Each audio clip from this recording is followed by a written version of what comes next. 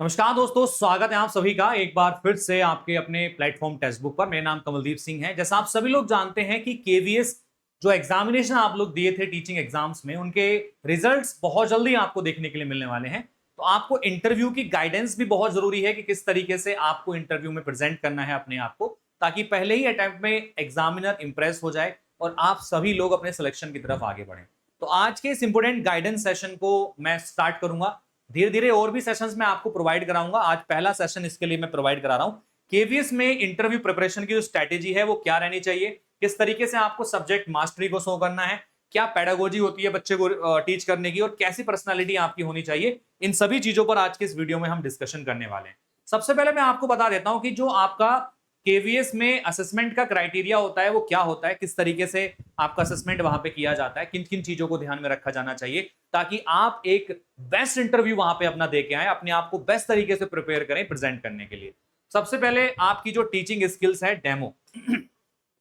आपका जो आधा खेल है ना, वो यहीं से स्टार्ट होता है कि आपकी टीचिंग स्किल्स कैसी हैं, डेमो कैसा है। मतलब कि आप जहां पे केवीएस एक ऐसा एग्जाम होता है जहां पर इंटरव्यू के अंदर आपको पढ़वा के दिखाया जाता है, डेमो टीचिंग आपकी होती है जिसमें आपकी टीचिंग स्किल्स को देखा जाता है। तो वो कैसी है, आपकी पेडागोजी क्या है, बच्चे को पढ़ाने की किस तरीके का मेथड्स आप यूज करते हैं, रियल लाइफ एग्जांपल्स लेते हैं कि नहीं लेते हैं, रियल लाइफ से कितना कनेक्ट करके बच्चे को आप पढ़ा रहे हैं, तो वो सब चीजें आपको यहाँ पर देखी जाती हैं।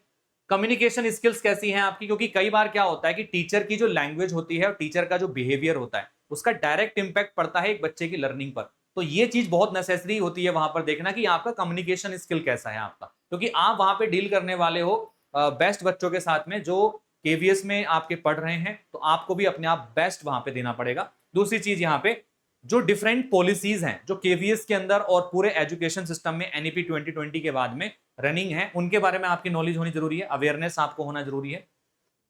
सब्जेक्ट की नॉलेज यहां पर मैटर करती है 40% सब्जेक्ट नॉलेज, क्योंकि कई बार क्या होता है कि आपसे अलग अलग पैटर्न्स के क्वेश्चन के साथ साथ आपके सब्जेक्ट से रिलेटेड चीजें भी पूछी जाती हैं कि आपका जो सब्जेक्ट नॉलेज है कैसा है, मास्टरी है कि नहीं है सब्जेक्ट नॉलेज की आपकी, तो वो भी मैटर करती है। यहां पर एनसीईआरटी कांसेप्ट्स क्लियर है कि नहीं है, प्रैक्टिकल एप्लीकेशंस आपको आती है कि नहीं आती है, ठीक है। साथ में पर्सनालिटी एंड कॉन्फिडेंस, आप कितने कॉन्फिडेंट दिख रहे हैं इंटरव्यू देते समय या बच्चे को पढ़ाते समय कितना कॉन्फिडेंट रहेंगे आप, बॉडी लैंग्वेज क्या है आपकी, है ना, इन सभी चीजों को ध्यान में रखा जाता है। तो कंप्लीट असेसमेंट जो क्राइटेरिया रहता है एक इंटरव्यू के अंदर, ये सारा कुछ रहता है जिन पे हमें फोकस करना है, ठीक है। तो हम बात करेंगे आज के इंटरव्यू सेशन में कुछ इन्हीं चीजों के ऊपर कि क्या डू है, क्या डोंट्स है, क्या क्या चीजों को फॉलो करना है, किन चीजों को फॉलो नहीं करना है। सबसे पहले बात कर लेते हैं first impressions and the professional presence, कि किस तरीके का हमारा प्रोफेशनल प्रेजेंस होना चाहिए, फर्स्ट इंप्रेशन कैसा होना चाहिए, आई कांटेक्ट किस तरीके से करनी है, उन सभी चीजों पर फोकस करेंगे यहां पर। सबसे पहले फेस की बात करें कि आपके फेस एक्सप्रेशंस कैसे होने चाहिए। फेस एक्सप्रेशंस आपके वार्म स्माइल के साथ आई कांटेक्ट आपको बना के रखना है। कई बार क्या होते हैं हम आंखें नीचे करके बात कर रहे होते हैं या बात करते समय इधर उधर देख रहे होते हैं, इस तरीके से जैसे कोई भी स्टेटमेंट बोलेंगे इधर देख रहे हैं उधर देख रहे हैं, इससे क्या होता है कि आप अंडर कॉन्फिडेंट फील करते हैं और अंडर कॉन्फिडेंट दिखते हैं सामने वाले को। तो ये चीजों को अवॉइड करना है, आपको अपना आई कांटेक्ट बना के रखना है, जिससे भी आप आपके एग्जामिनर के साथ बैठ के बात कर रहे हैं, इंटरव्यू दे रहे हैं वहां पे, तो आई कांटेक्ट के साथ बात करनी है ताकि आप कॉन्फिडेंट वहां पे दिखें। दूसरी चीज, आपको एक फेस पे स्माइल रखना है। आपके घर पे लाइफ में कुछ भी चल रहा हो, एक टीचर क्या होता है, लाइफ में बहुत चीजें चल रही होती है लेकिन जब क्लास में आता है चेहरे पे एक स्माइल होती है, तो वैसी स्माइल आपको रखनी है चेहरे पर, ठीक है, ताकि आप वहां पर हैप्पी लगे, पॉजिटिव लगे। दूसरी चीज, आपका पोस्चर जो है अपराइट एंड कॉन्फिडेंट होना चाहिए। ऐसा नहीं है कि आप लोग ऐसे कभी चेयर पे बैठने के लिए आपको बोला जाए तो ऐसे मुड़ के आप चेयर पे बैठे हुए हैं, ठीक है, या टेढ़े बैठे हैं, इस तरीके से बैठने का पोस्चर एकदम स्ट्रेट होना चाहिए और एकदम कॉन्फिडेंट आप वहां पे दिखने चाहिए। दूसरी चीज है आपकी जो अटायर है फॉर्मल पहननी है आपको। जो गर्ल्स हैं वो सूट या साड़ी में जा सकती हैं, बेस्ट रहेगा, और जो बॉयज हैं वो आप ब्लेजर के साथ में आप जा सकते हैं, आपके सूट के साथ में आप जा सकते हैं, या फिर आप सिंपल शर्ट एंड पैंट में भी जा सकते हैं, ठीक है। तो फॉर्मल अटायर होनी चाहिए, नीट एंड प्रोजेक्टिंग अथॉरिटी होनी चाहिए आपकी, मतलब ये बेस्ट होना चाहिए, जो भी है नीट एंड क्लीन होना चाहिए आपका, ये बहुत जरूरी है यहाँ पर।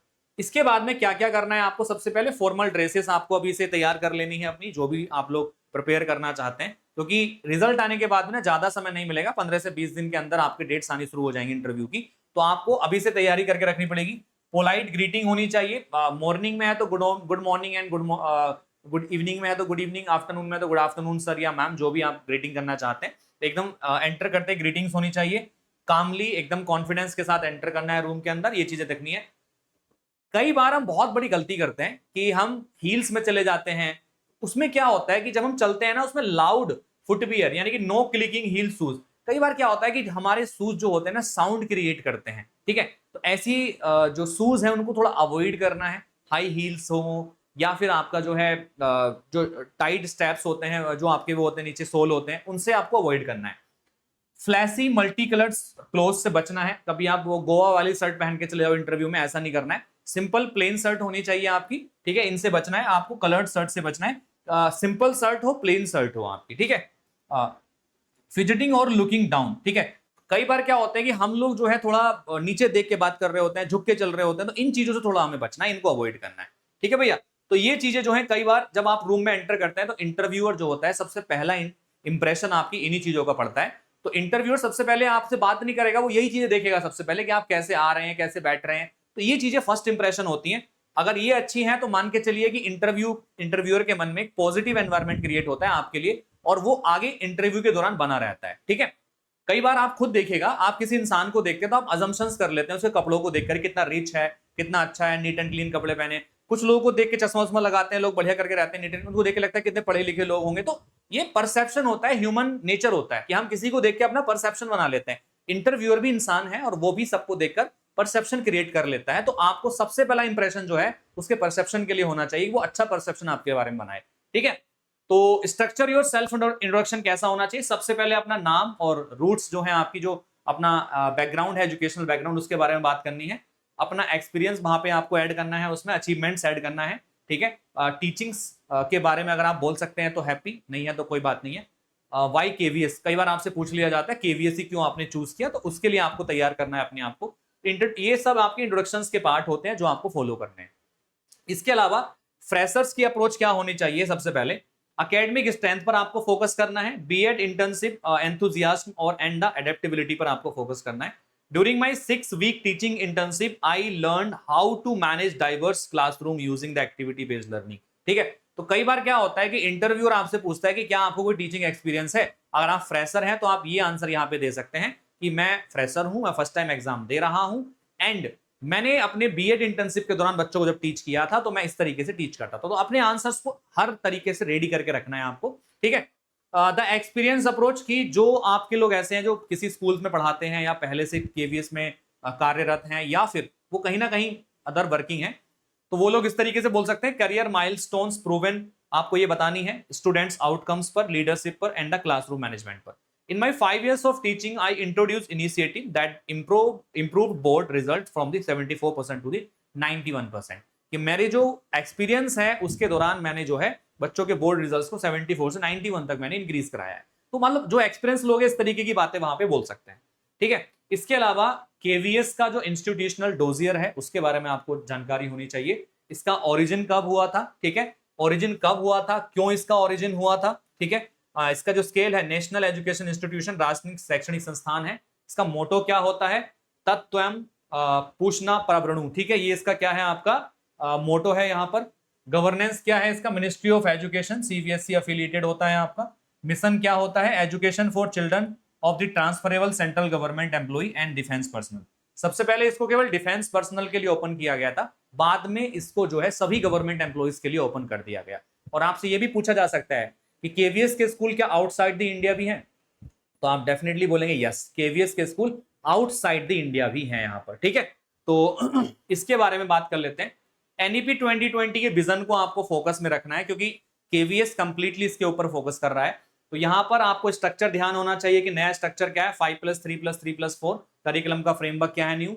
फाउंडेशनल स्टेज के लिए निपुण भारत प्रोग्राम क्या है, एफएलएन लिटरेसी, एफएलएन का जो प्रोग्राम है वो क्या है, इसके बारे में पता होनी जरूरी है। ईसीसी के बारे में आपको पता होने जरूरी है कि अर्ली चाइल्डहुड केयर एजुकेशन क्या है। विद्या प्रवेश 3 मंथ का एक प्रोग्राम होता है स्कूल प्रिपरेशन में फॉर ग्रेड 1। पेडागोजिकल अप्रोच आपको पता होनी चाहिए बच्चे को पढ़ाने के लिए। एक्सपीरियंशियल लर्निंग होनी चाहिए, मल्टी डिसिप्लिनरी लर्निंग वहां पर करानी है। लैंग्वेज को लेकर आपको क्लैरिटी होनी चाहिए। तो ये एनईपी 2020 के विजन है, इनको पता होना चाहिए आप सभी को। साथ के साथ में टेक्नोलॉजी, आजकल क्या है कि टेक्नोलॉजी को इंटीग्रेट करने को लेकर काफी ज्यादा रिफॉर्म्स यहां पर देखने के लिए मिलते हैं।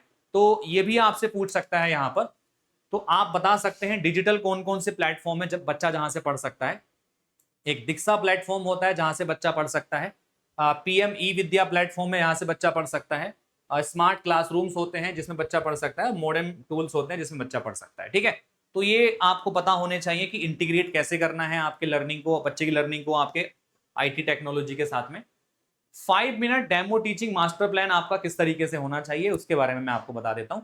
अभी इसके बारे में हम डिटेल क्लासेस भी लेकर आ रहे हैं, एक बैच हम लोग लॉन्च कर रहे हैं डिटेल में, जिसमें कंप्लीट पैनल के साथ में आपके ऑफलाइन इंटरव्यू भी होंगे। आपको हर टीचर अलग अलग तरीके से गाइडेंस भी देगा, अलग अलग चीजों पर बात करेगा, और साथ के साथ में आपको जो है पूरे तरीके से प्रिपेयर किया जाएगा आपके एक इंटरव्यू के लिए। 3 स्टेज का प्लान हमने किया है उसमें, जिसमें सबसे पहले इंटरव्यू गाइडेंस होगा।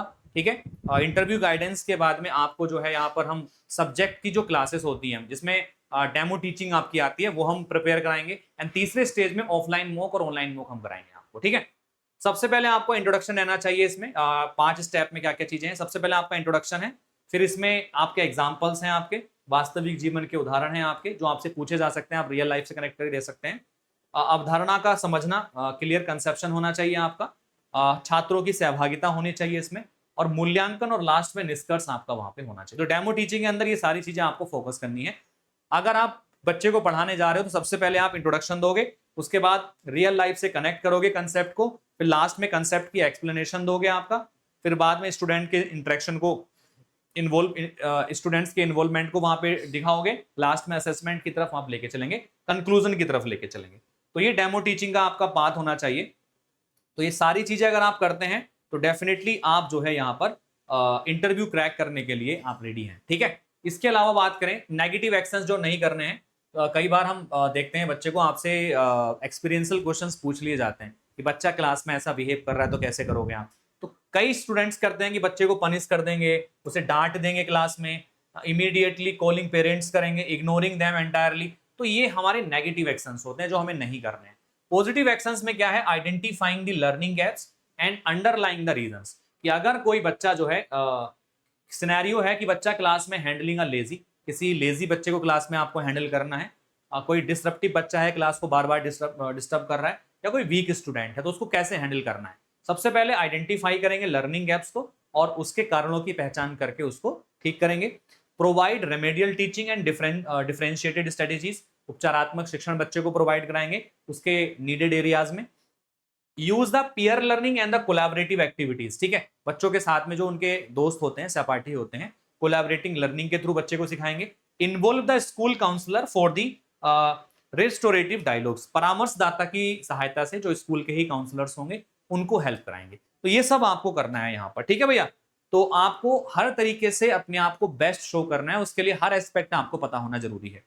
साथ के साथ में the ethical educator, the KVS code of conduct, इसके बारे में आपको पता होना चाहिए। इंटीग्रिटी किस किस चीज की होती है यहाँ पर, सबसे पहले एब्सोल्यूट इम्पार्शियलिटी होती है, स्ट्रिक्ट इम्पार्शियल रिलेशन होने चाहिए विद ऑल पीपल, सभी बच्चों के साथ आपके इम्पार्शियल रिलेशन होने चाहिए।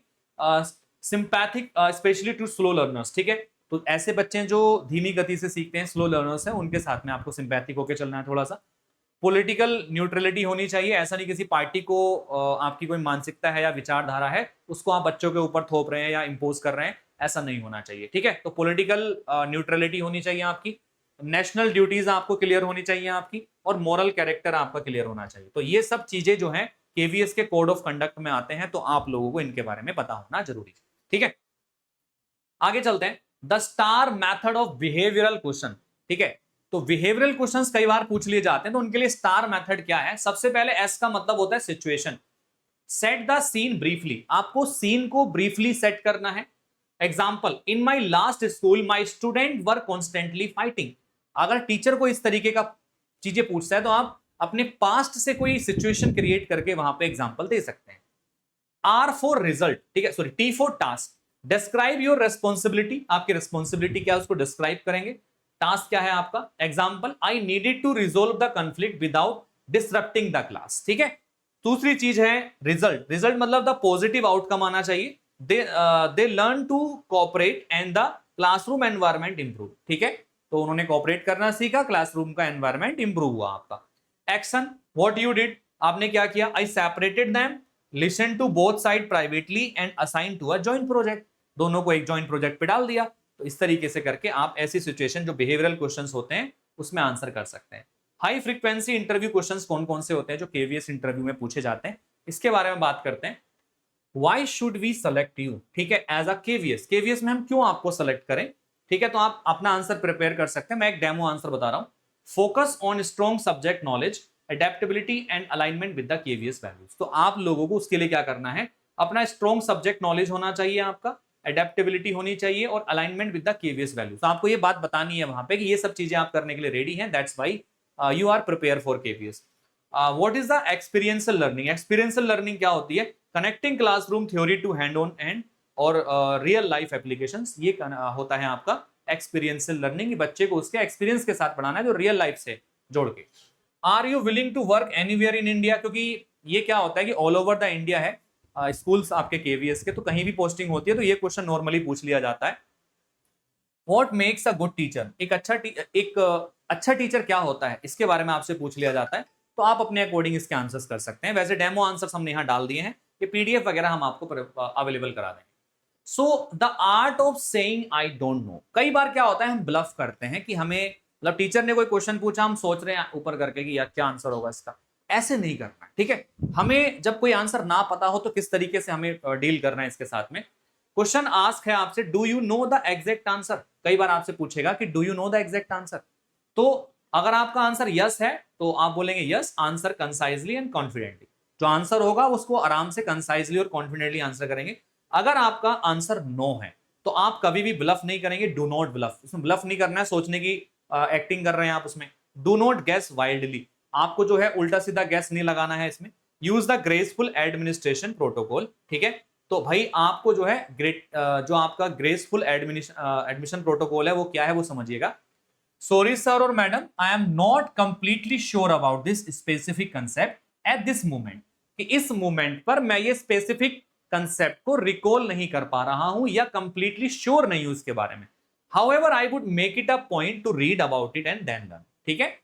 इस तरीके से आपको आंसर करना है ताकि एग्जामिनर को ये ना लगे कि आपको आता नहीं है। कई बार क्या होता है कि बहुत सारी चीजें हम भी भूल जाते हैं, एग्जामिनर भी भूल जाता है, तो उसे पता है कि अगर कोई चीज भूल गए हैं तो उसको दोबारा से पढ़ के सीखा जा सकता है, लर्न किया जा सकता है, तो उसको प्रिसाइजली आंसर करना है, ग्रेसफुली, ठीक है भैया। क्षमा कीजिए सर और मैडम, इस विषय पर मुझे अभी पूर्ण जानकारी नहीं है, मैं निश्चित रूप से इसे पढ़ने और सीखने का प्रयास करूंगा, दैट्स खत्म।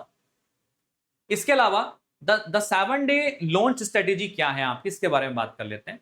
द फाउंडेशन, सबसे पहले आपको जो है review KVS organisation, NEP 2020 and current educational affairs के बारे में आपको डिस्कस करना है, बात करनी है या फिर सीखना है। दूसरी चीज, 3 से 4 दिन में the school the deep dive revision of core NCERT concept subject fundamental, ये तो लगातार करनी है आपको अपने सब्जेक्ट नॉलेज पर कमांड बनाने के लिए। Deep dive revision of core NCERT concept and subject fundamentals, day 5 पे रिहर्सल करनी है जिसमें मिरर प्रैक्टिस आ जाती है।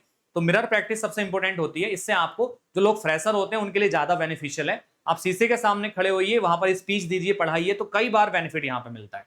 इसके बाद डे 6 आता है द एडुकेटर, ठीक है। तो आपको finalise the practice 2-3 demo teaching, 2-3 demo आपको तैयार कर लेने हैं अपने और मिरर के सामने उनकी प्रैक्टिस करनी है, ठीक है। डे 7 पे प्रोफेशनल ऐप, यानी prepare document, iron formal outfit, rest the build the काम माइंडसेट एंड इंटरव्यू देने के लिए निकल जाना है, सिंपल, ठीक है। तो भाई 7 दिन लास्ट के आपको इस तरीके से करने हैं। तो ये केवीएस में सक्सेस का आपका स्ट्रक्चर रहने वाला है। सब्जेक्ट की मास्टरी होनी चाहिए, एम्पैथी एथिक्स होनी चाहिए, कॉन्फिडेंट ह्यूमैनिटी होनी चाहिए, आइडियल केवीएस एडुकेटर आप बन जाएंगे वहां पे, ठीक है भैया। चलिए अभी मैं आपको बता देता हूं इसके लिए हम क्या हेल्प करेंगे आपकी। तो भाई हमने आपके लिए केवीएस पीआरटी, टीजीटी और पीजीटी के लिए इंटरव्यू गाइडेंस बैच निकाल दिया है, जिसमें ऑफलाइन मॉक इंटरव्यू भी आपको प्रोवाइड हम करा रहे हैं यहाँ पर। साथ के साथ में इसमें आपको क्या क्या मिलेगा, 3 लेवल पर हम इसमें तैयारी कराएंगे। पहले आपका जनरल इंटरव्यू गाइडेंस सेशंस होंगे जिसमें आपकी पर्सनैलिटी डेवलपमेंट कराएंगे। इसके बाद में आपका डेमो टीचिंग होगा जिसमें आपके सब्जेक्ट, आपके जिसका जो भी सब्जेक्ट है उसके अकॉर्डिंग उसको डेमो टीचिंग प्रिपेयर किया जाएगा, चाहे कोई भी सब्जेक्ट आपका क्यों ना हो। साथ में तीसरे स्टेज में आपके ऑफलाइन और ऑनलाइन मॉक्स हम कंडक्ट कराएंगे, ठीक है। तो ये तीनों स्टेज पे जाने के बाद में आप परफेक्टली प्रिपेयर हो जाएंगे और अपनी प्रिपरेशन स्टार्ट कर सकते हैं। आपको ज्यादा कुछ नहीं करना, मात्र 249 रुपए से शुरुआत करनी है। 1 महीने का सब्सक्रिप्शन लेना है 249 रुपए में और इंटरव्यू बैच आपका हो जाएगा इसमें, ठीक है। आप ये सब्सक्रिप्शन टेक्स्ट बुक की ऐप पे जाके ले सकते हैं। कमल कूपन कोड आपको यूज करना है कूपन कोड में, या फिर आप मुझे इस नंबर पे कॉल या मैसेज करके भी डिस्कस कर सकते हैं। So all the best guys and take care, thank you.